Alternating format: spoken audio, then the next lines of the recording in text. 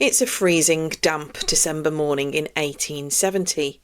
You're in London's East End, stepping inside Worship Street Police Court. If you're imagining some quiet, stately hall of justice with polished mahogany, dignified judges and hushed voices, erase that image completely. You walk into a solid wall of steaming wet wool coats, cheap tobacco, unwashed bodies, and that choking mix of Thames fog and coal smoke. It seeps into everything. The wooden benches are packed, people are crammed against the damp walls, and they're literally spilling out of the doorway, blocking horse carts on the street outside. The energy isn't solemn, it's electric. People stamp their feet against the cold, gossip, jostle for a better view. These trials are free entertainment, the Victorian equivalent of binge-watching reality TV.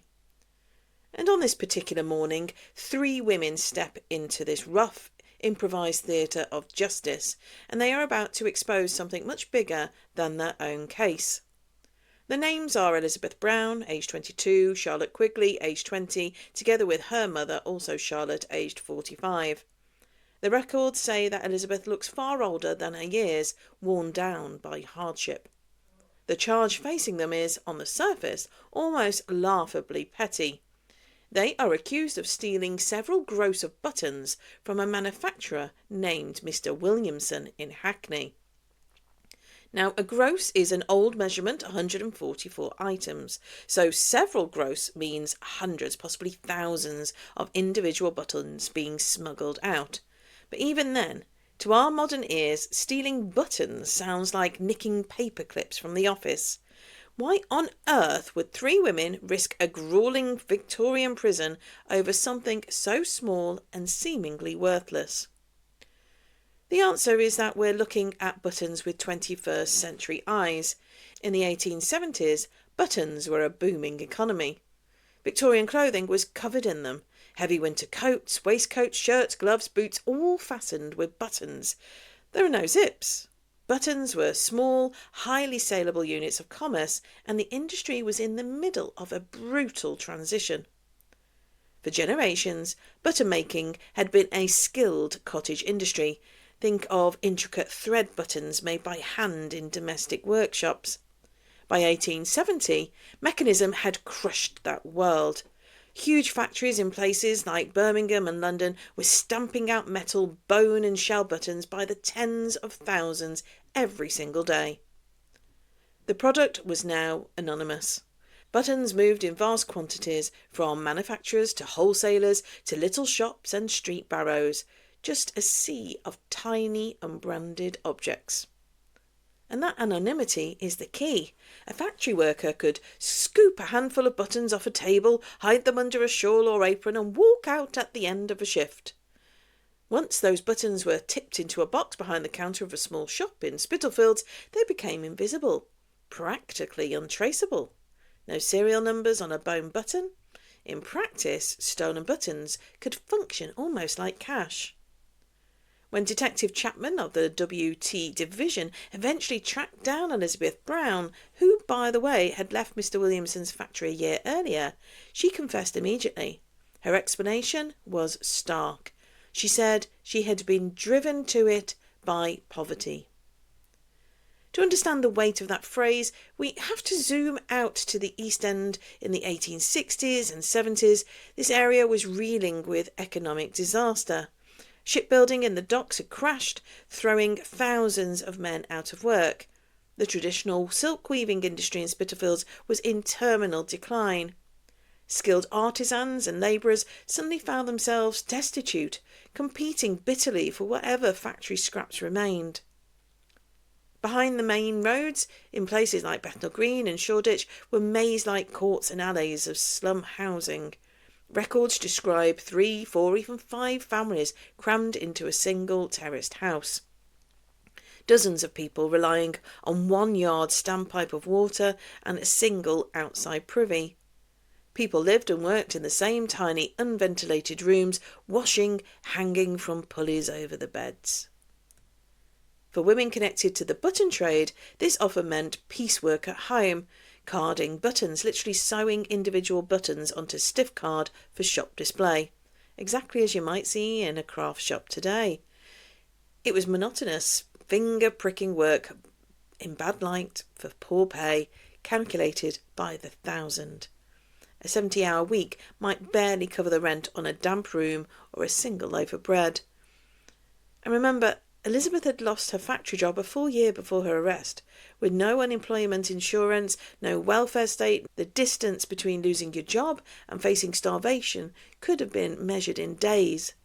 Driven to it by poverty wasn't an excuse. It was a statement of economic fact. But the real scandal of 1870 button theft isn't simply that starving women stole. It's what happened to those buttons next. Chapman didn't stop at arresting the women. He followed the trail from Hackney across East End neighbourhoods, Bethnal Green, Shoreditch, Hoxton, and uncovered the network of middlemen who transformed those stolen buttons into respectable profit. At the next level up, we find the older Charlotte Quigley acting as a low-level receiver, essentially a fence. The younger women stole the buttons and handed them to her to put distance between themselves and the physical goods. She then passed them on to street-level traders, seemingly ordinary shopkeepers like Isaac Levine on Bethnal Green Road or Mr. Hyam near Spitalfields Market. These weren't shadowy underworld figures lurking in alleyways. They sold apples, second-hand clothes, odds and ends of cloth, right there on busy streets. But when they were called into Worship Street Police Court, they calmly admitted buying the buttons, but insisted they had purchased them as part of job lots. A job lot in Victorian trade jargon meant a mixed bundle of discounted goods, bankrupt stock, factory remnants, supposedly damaged items. If you buy a cheap, slightly dubious bundle of goods and immediately mix a handful of stolen buttons into a bin of thousands legitimate ones, those stolen items become indistinguishable. If Mr. Williamson walks into your shop with the police, he cannot point to a single button or prove legally that it came from his factory. In effect, the job lot operates as a simple but extremely effective form of money laundering. The traders' ledgers, when the magistrate asked to see them, were little more than smudged notebooks, a few pencilled numbers, no names, no dates. The whole system relied on willful blindness. Nobody asked awkward questions about origins, and nobody wrote anything down in a way that could be checked. And that's where Magistrate Henry Bushby enters the story. Educated at Eton, experienced in the bureaucratic world of British India, Bushby arrived at Worship Street with very fresh eyes. He was appalled by what he was hearing. Instead of focusing on all his moral outrage on the 3 desperate women in the dock, he did something unusual. He turned on the respectable witnesses, the traders themselves. From the bench, Bushby warned that from now on, traders who failed to keep proper, itemised records and who turned a blind eye to suspiciously cheap goods would no longer be treated as innocent purchasers. Their ignorance would not be a shield. It would be treated as evidence of guilt. In other words, he tried to lower the effective bar for proving intent and to make the market itself accountable. The frustrating part is that the archive doesn't give us a neat ending. The case was remanded, the women were sent back to their cold cells while the police looked for more evidence, and the trial goes cold.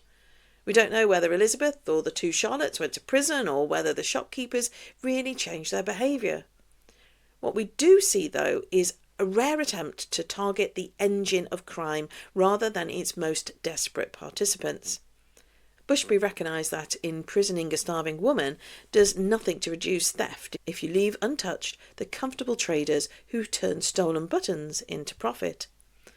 And that's why this 150-year-old case about buttons still matters. It reminds us how recent our systems of worker protection are and how quickly economic precarity can push people into criminalised survival strategies. It also forces us to see crime not as a simple tale of bad individuals, but as an ecosystem. one that relies just as much on the quietly complicit middlemen as on the desperate theft. In the Victorian era, the rise of mechanised, anonymous supply chains made it easy to pretend you didn't know where goods came from. Today, our supply chains are vastly more complex. With one tap and we can order impossibly cheap items from faceless warehouses around the world. The technology has moved from smudged notebooks to digital shopping carts, but the temptation is the same: to enjoy the bargain and not ask too many questions. So next time a courtroom on TV feels like a chaotic spectator sport, think back to Worship Street Police Court in 1870. Imagine the fog, the smell of damp wool and coal smoke, 3 women fighting to survive, and a row of respectable shopkeepers silently hoping no one ever looks too closely at their ledgers. I'm Hazel Baker. This is the London History Podcast Taster Video. Listen to more full episodes at londonguidedwalks.co.uk/podcast.